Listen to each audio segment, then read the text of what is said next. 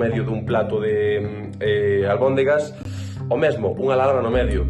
Isto xa non é un feito aislado, unha primeira vez pódese pasar, aínda que non debería, isto pasa nun restaurante, líase unha tremenda, non debería pasar, volve pasar este venres. Isto é unha vergoña, non sabemos que facer, non se nos escoita, segundo feito en menos de 3 meses, e queremos comer con saúde, sen encontrarnos larvas no medio da comida. E agora solto unha pregunta, ademais de ser incómodo para os estudantes andar gallando na comida e ver se ten unha larva, que tipo de risco ten isto para a saúde dos estudantes?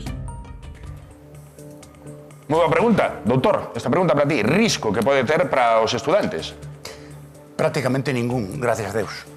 Porque, a ver, primeiro hai que ter en conta que unha larva non é máis que un bicho que está de momento vivo, é unha etapa de transición entre un ovo e un insecto, e que ademais ten unha función.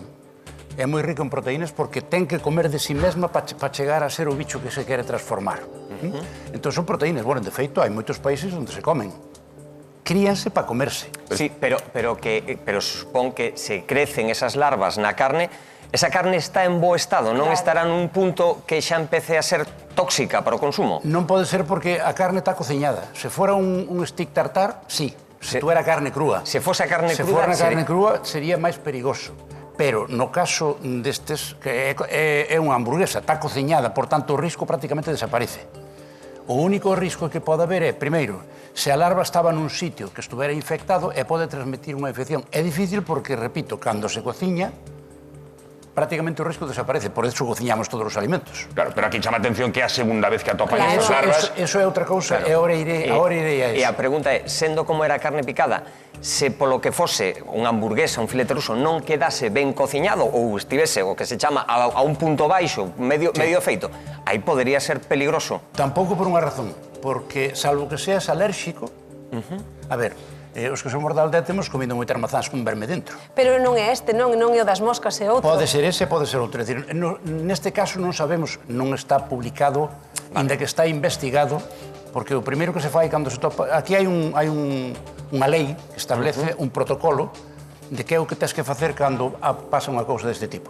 Isto chamase seguridade alimentaria. E a seguridade alimentaria vai desde quen produce o alimento hasta que se pon na mesa do cliente, neste caso.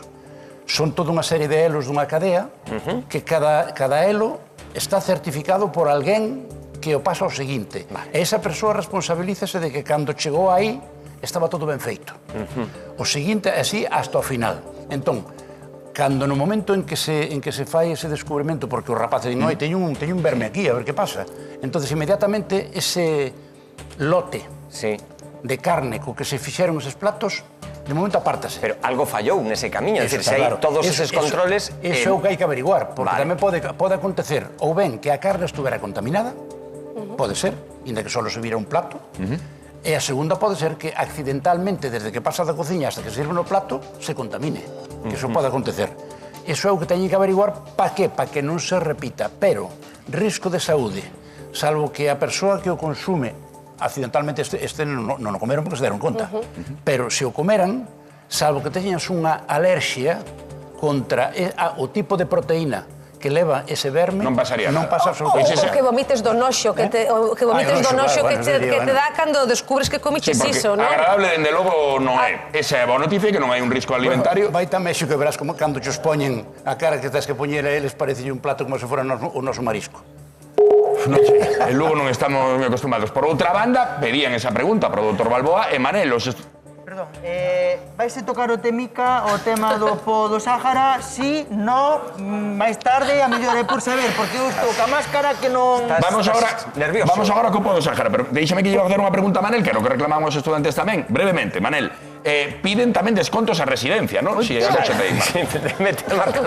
sí, piden desconto a residencia porque estes estudantes viven nunha residencia na que está incluída a manutención, está en pensión completa, está incluído o aloxamento